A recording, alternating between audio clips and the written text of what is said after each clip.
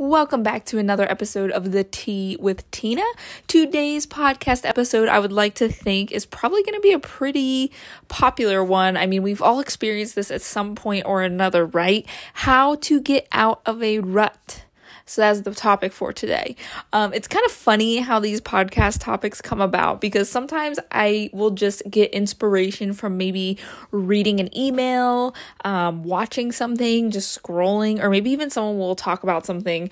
Like, I don't know, if I scroll an email and I see, the word mental health, I'm like, ooh, maybe I can make like a podcast episode about mental health, right? Or this one in particular, I actually did get an email about how to get out of a rut, and I was like, oh, that is a good topic.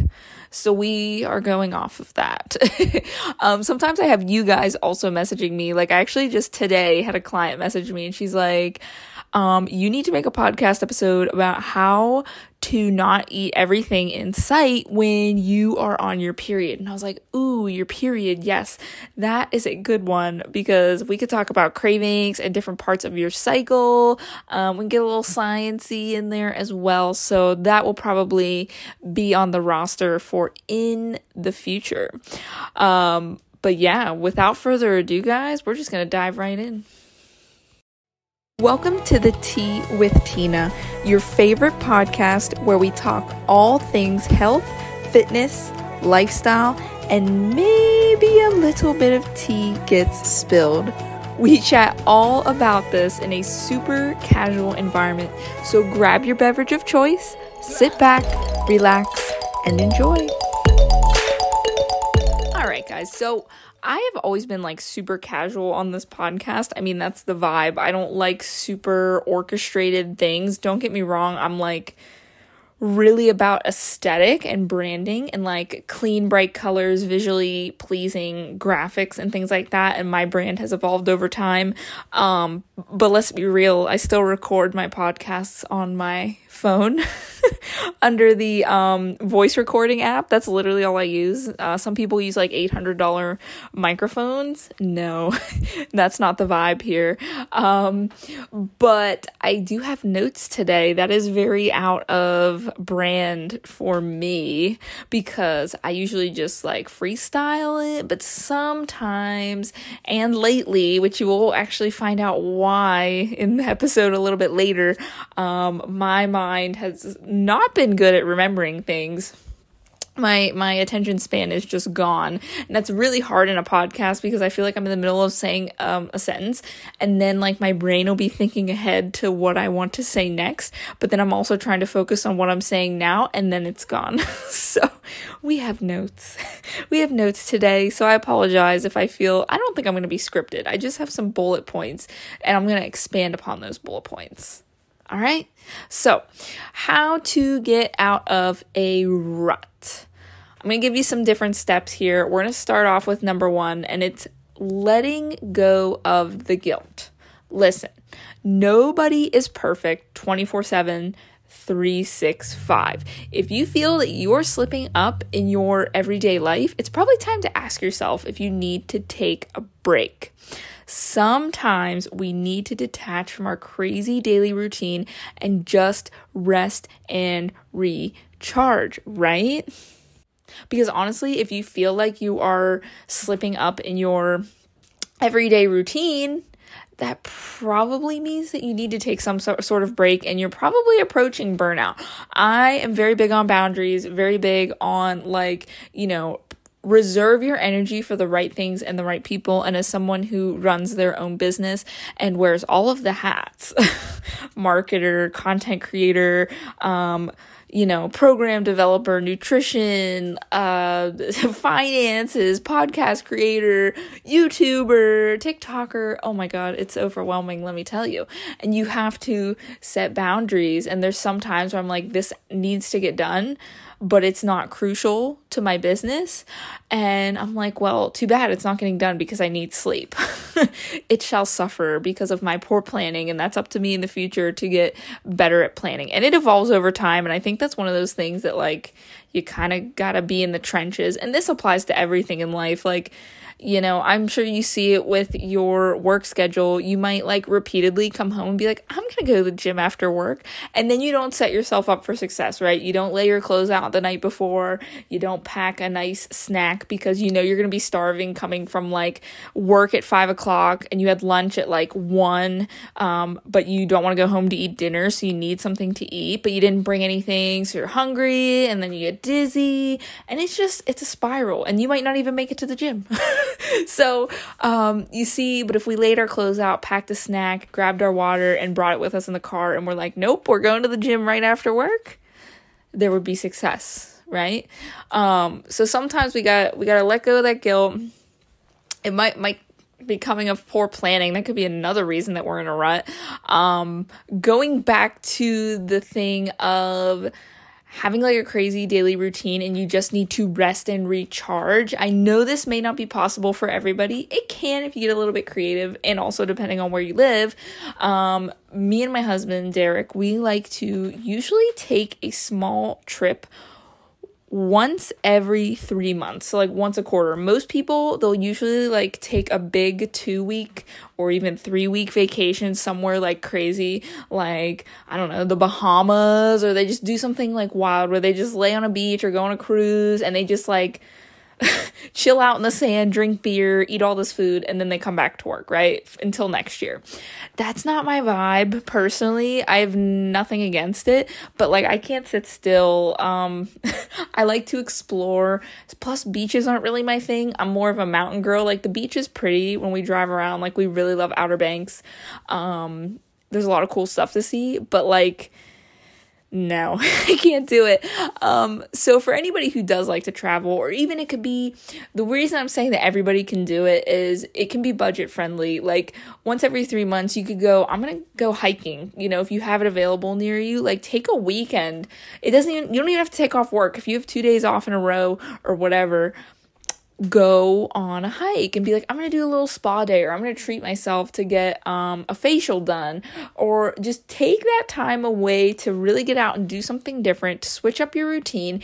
For me, traveling is a form of meditation. And I feel like my husband's always driver. He like hates being passenger for some reason. I think he wants control of the car. But like, when he drives, I just like zone out. I'm listening to music. Even if I do drive, it's somewhat therapeutic, especially on the highways and stuff.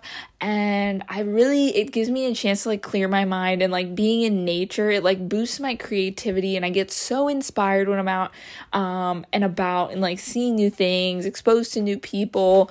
So it's just a really great experience. You don't have to spend a lot of money. Honestly, like, traveling does not have to be super expensive. It can be as simple as literally a hike, or doing a DIY spa day, or doing an event in your area that maybe you wouldn't normally do, going to a museum, going to gardens. Like, there's so many options. So definitely think about that. Think about how you can recharge, and also think about planning ahead, right? Sorry, I might have gotten a little off track from that, but I'm very passionate about that. Taking time to yourself. Okay, so that is number 1. 2, which kind of we're leading into this, is indulging in things that you enjoy. So for me, personally, when I feel like I'm in a rut, which ruts are kind of tricky, I don't know about you, but I feel like they kind of creep up on you slowly but surely. Like me, I don't know if it's my personality type, but I'll just be like, it's nothing. I feel a little down today, but whatever. Just keep pushing. And then one day, boom, it hits you like a ton of bricks, and you feel like garbage. You hate your life. You hate everybody, and you don't know why. That is me. And well, when I feel like I'm in a rut, another thing that happens to me, aside from being tired and hating the world, is I lack creative energy. Okay. Without my creativity, which this may not be you, but without my creativity, I feel like I am nothing. I feel like I am a robot. I love being creative. I love expressing myself. It brings me so much joy in so many ways, whether that's through art, creating as I'm creating right now for people. Like, I just love to create.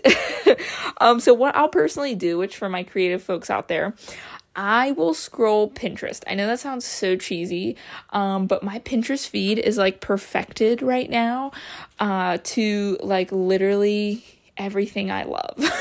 It'll be like cute outfits, Halloween, a little bit of fitness and motivation and inspiration, a little bit of like DIY crafts, lots of good stuff on my feed. And I'm sure if you scroll Pinterest a lot like me, that's probably similar. Like you probably have a set feed that you like.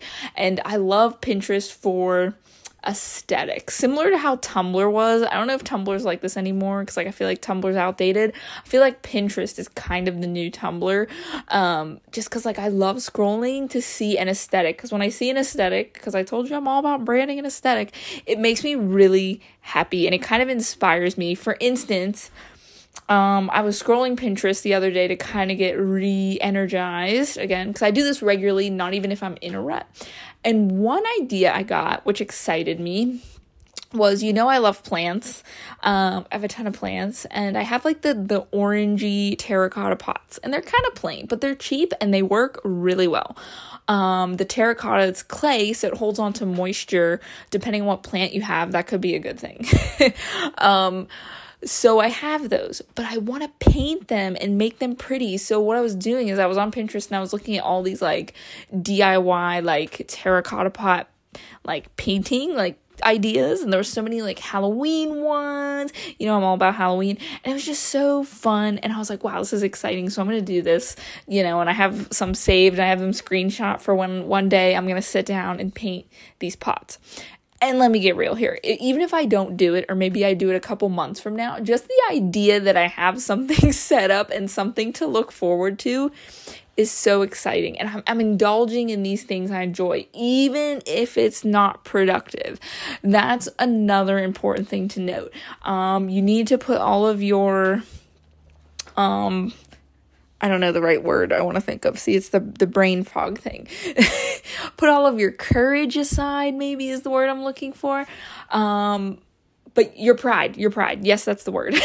Put your pride aside and just indulge in what you want. It could be binge watching like the Kardashians, guilty pleasures, whatever it may be, because in the end, once you kind of like let go of that guilt, that you're kind of stuck and you're not performing at a height or a rate that you want to, once you allow yourself to do that and recharge, you're going to come back stronger than ever. So you're sacrificing a little bit of time, whether that be a day or a week, maybe even more, to come back stronger than ever. Okay. And I want you to think, even on the creative end of things, how I was talking about that, like what is your way to stimulate your brain, bring out your creative side, and indulge? Because I feel like a lot of people think creativity is just like artsy and like physically making stuff from nothing. And then the logic side is like all numbers, but you can certainly be creative, from like a logic perspective. I guess being like more stereotypical is like, look at programmers. Like I cannot program for that stuff confuses the crap out of me, but they can create like web pages and text and commands, and to me that is creativity. It's not what you would typically think of creativity to be, but you're being creative. So if you're making something, doing something, expressing yourself, I think that's creativity. So, what is it for you? Is it going to be baking? Maybe you want to find some new recipes, try some new healthy recipes out, a new hobby, or maybe pick up an existing hobby that you used to do like years ago or months ago, and you just put it down for whatever reason, probably because you're too busy. Reading books. That's fantastic. Just find something that's going to set your soul on fire a little bit that doesn't necessarily have to do with the productive side of life. Okay, so we're going to talk about that. Number 3, acknowledge your obstacles. So you're clearly in a rut for some reason, and honestly, that reason you may not quite know of yet. But is it, most of the time you're usually like upset about something, or something has gotten to you, right? That's why you're in a rut. It could be something as stupid as, okay, I don't want to say stupid, but it's it's like a little tedious. Is like, maybe you have an annoying coworker at work, right? And it's like getting to you. They suck. They don't work well with you. They don't know boundaries. They're like mean to you for no reason, right? And you're nothing but nice to them. Maybe it's something like that. Maybe it's something a little bit deeper, like you got some bad news. Or you learned like, oh my God, you're going to lose your house, or you can't pay for your bills. And it's something really big, and it gets you into a depression because you're like, wow, this big thing happened to me. Why keep trying? Why keep going? Like, I'm done. I just don't feel like giving any more energy, right? That's classified as a rut too. Well, getting into what I was going to share with you later about my lovely brain fog, that's kind of what happened to me, which inspired me to make this episode as well. Was that I got some medical news. If you go back a little bit, you can listen to my like birth control podcast, my hormonal update podcast. It's an ongoing thing. It's fun times. But to make a long story short, I have a history of thyroid issues in my family, particularly my mom's side. So my mom had Graves' disease, and she had to get her thyroid removed, and my grandma pretty much had the same thing. And I never really thought much of it because, like, I hate to say it, but my parents didn't go to the doctors a lot. When they had me, it was just kind of like, we never really went. I went like maybe up until I was like 6 or 10 or something. And then it just kind of fell off track unless I absolutely needed to go. So I was never really like involved with like my medical history. I never really talked about it. I just knew that my mom got her thyroid removed, and it's like, it was cool now, right? Well, as I get older, I'm experiencing all these hormonal issues, and I was diagnosed with PCOS, which I'm debating if it's PCOS or a thyroid issue. It probably is a little bit of both, but at my last OBGYN appointment, which I did chat about in a previous podcast episode, I wanted to get my thyroid checked because I have a family history of thyroid issues. I have hormonal imbalances. Even if nothing is wrong, it's good to monitor it, right? Like if you have a family history of heart disease, you're going to want to get that monitored just so you can catch it early if something does happen. So I did order some blood work, and it was weird out of the blue. I mean, this happened in May. It is now October. I was like, you know what? I have this prescription sitting here. Like, I'm just going to get the blood work done. Just going to do it. So I went in and I got it done, and my levels are a little bit high. And I could possibly have hypothyroidism. And it was weird because, like, I kind of expected it, but it's funny how you react to things. I expected it, but at the same time, I was like, oh my God, like, what if I actually have this? What if I have to take medication? What if my body doesn't react well to the medication? And I just went in this spiral, and then you Google everything, and newsflash, just like birth control for all my ladies out there, thyroid seems to be the same thing. Like, you have a billion people that experience everything differently. Some people are symptomatic, some people are asymptomatic, some people do well with medication, some people don't. So it's even worse. I feel like I'm going through the whole birth control thing like all over again. And I got into a rut. I was like, oh my God, this is why I've been feeling so tired. This is why I have the brain fog. Like, some days are very bad. I can't I can't remember the next word I'm going to say. It's like, it takes all of my energy to pronounce like good sentences, and it's definitely gotten worse over time. I get super cold all the time. I'm thinking of all these things, and I'm like, oh my God, it's because of my thyroid. Why do I even try? And I like felt sorry for myself, and I got into this rut. I was like, why even try? I'm fighting this uphill battle. I have to work twice as hard as everybody else to get the same results, right? So I guess in a way, a long-winded way, that is me saying that I was acknowledging my obstacles. And it's not fun. It's uncomfortable. But what this comes down to is I want you to ask yourself this question after all of that, because it's hard. It's hard to like say these things out loud, even if you're thinking them, even if deep down you know that you're experiencing them. Are you carrying limited beliefs with you about what you want to be doing versus what you feel you're capable of doing? Because there's a difference. You can want like, even for me, I could want to make $1 million this year in my business, but it's almost depressing knowing it's not capable as of right now. So you almost have to take a step back, which will be our next step about creating a solution. You have to make things a little bit more reachable. And that's not to say that whatever you want, like whatever position you want to be in, like maybe you want that coworker fired or you want a new job, that could be a step somewhere in the future, but it may not be a right now. You might need to take steps to get there. And I think that's a really big factor of when we get into ruts. We see what we're dealing with, we see what we want, but we know that we're not capable of getting there quite yet. And that thought of that, like, it's not going to happen right now or in the near future, that's where the ruts come up, right? That's one of the big reasons ruts come up. So that's a very, very crucial question to ask yourself. But on to the next step, creating a solution for your obstacles and your issues. This may mean lowering the barrier to entry, like we were talking before. So what can you do right now at your current self, your current probably sad, defeated self, right? Meet yourself where you're at. You got to be easy with yourself. I do this with my training clients all of the time. If you ever work with a good personal trainer, I hope they do this too. You have to meet yourself where you're at. If you have a drill sergeant type trainer and they're like, come in and do 100 burpees, and you come in and you're like, I only got 3 hours of sleep, but I'm here for my workout, and they tell you to do 100 burpees, No. We gotta lower that barrier to entry because you may not be able to push through that 100 burpees, and you're gonna hate your life. I would rather you do something that you can do with the 3 hours of sleep. We'll probably lower that intensity a little bit, do some more weightlifting stuff, not a lot of cardio. You get my point. Sorry I had to relate that to fitness. But maybe back to our coworker situation, maybe you'll confront the coworker. Are you going to confront them? Maybe talk to them calmly about things before they escalate. Maybe they're not even aware that they're, nagging you.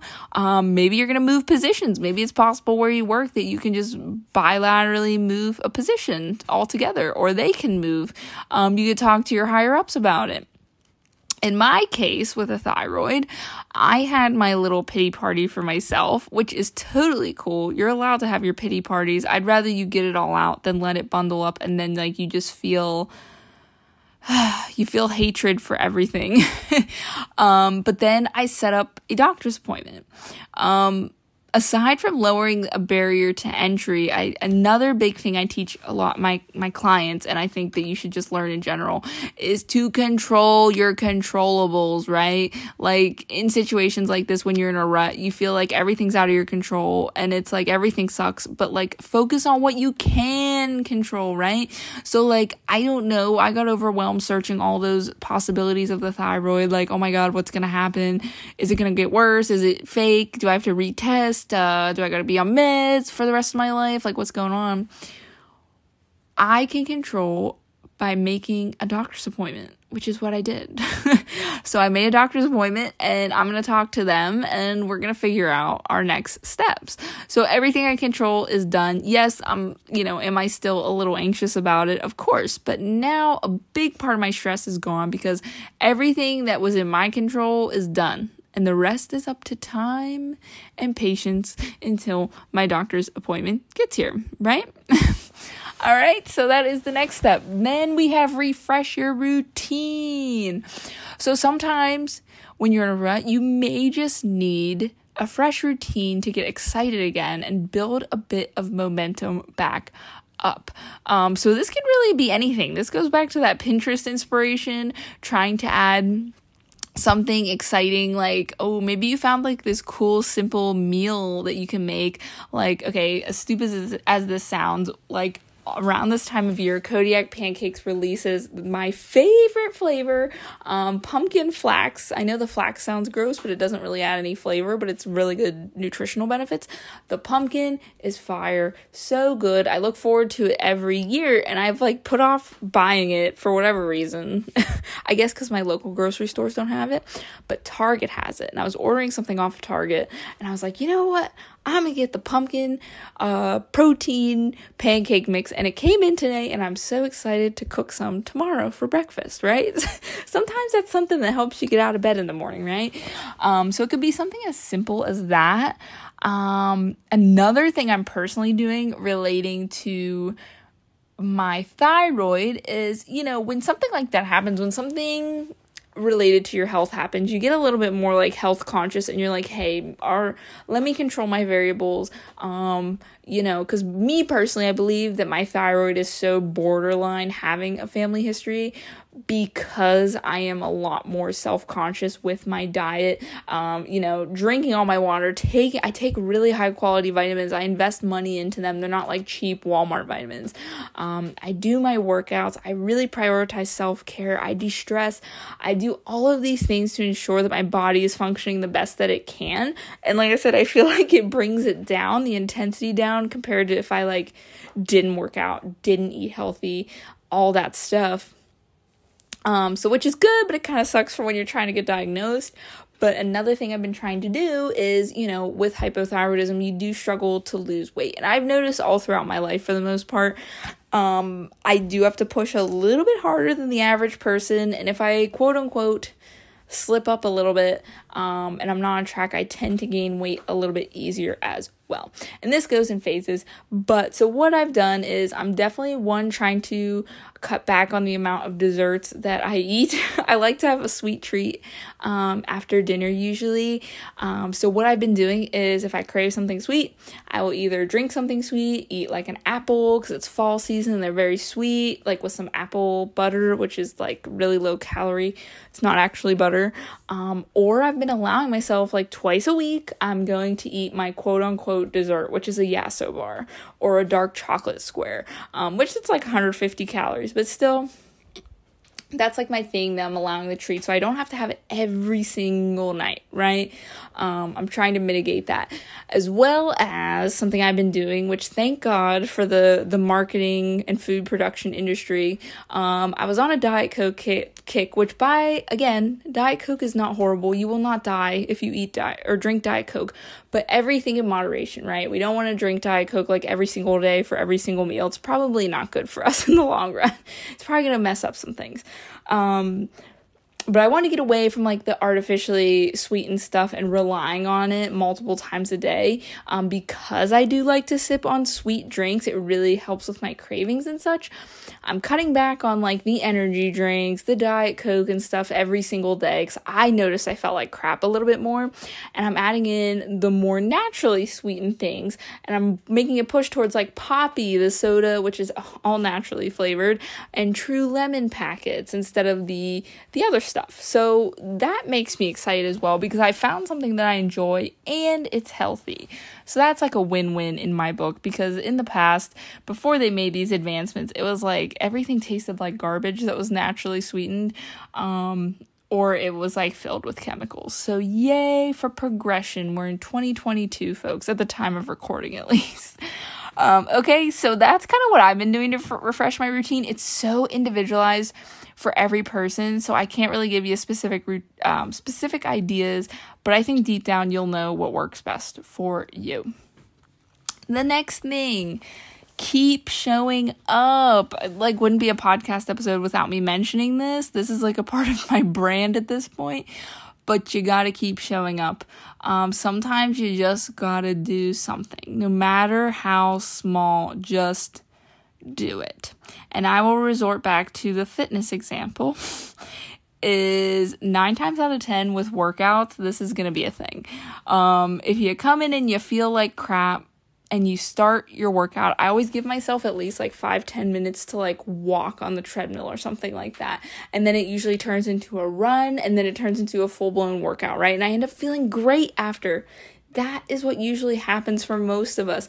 Once you get moving, once you get going, you're going to feel great after. As far as tackling to-dos, another great task I've learned, another great tip is set a timer and give yourself 5 to 7 minutes.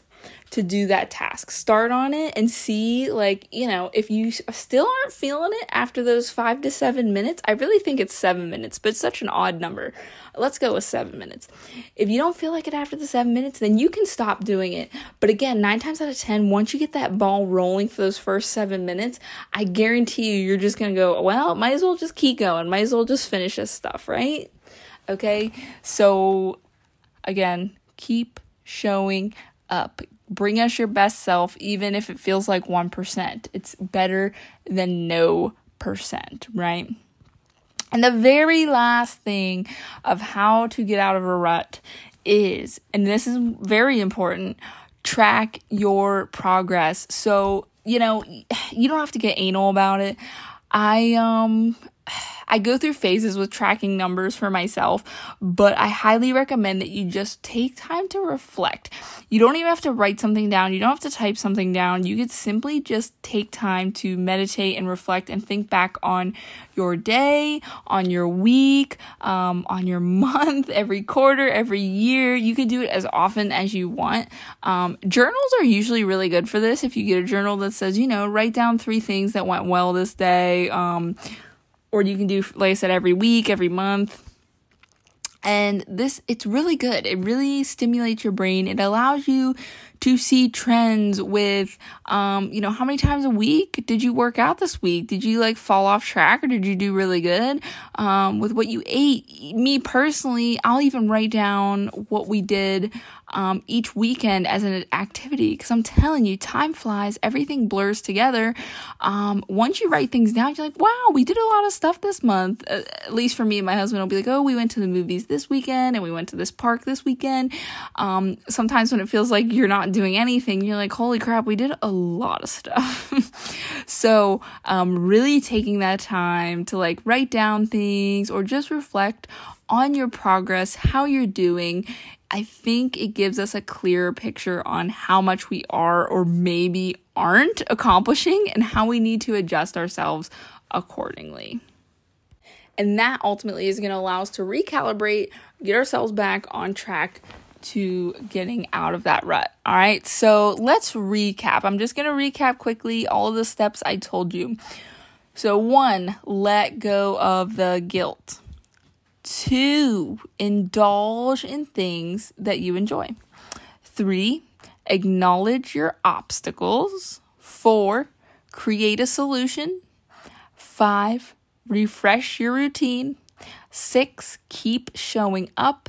And 7, track your progress. Okay. I hope you guys got something out of this episode. I know it was a little bit long-winded. I really enjoy relating whatever's going on in my life to whatever we're talking about, because it's a little bit easier to talk about that way. But I hope you enjoyed this podcast. If you do enjoy this podcast, please be sure to give it a review wherever you're listening, typically like iTunes or Spotify. 5-star review would be great. A little written review. And by the way, if you ever screenshot the review and send it to me, you can do it in my DMs and Instagram, email it to me, whatever. I will give you a free gift. So do not miss out on that.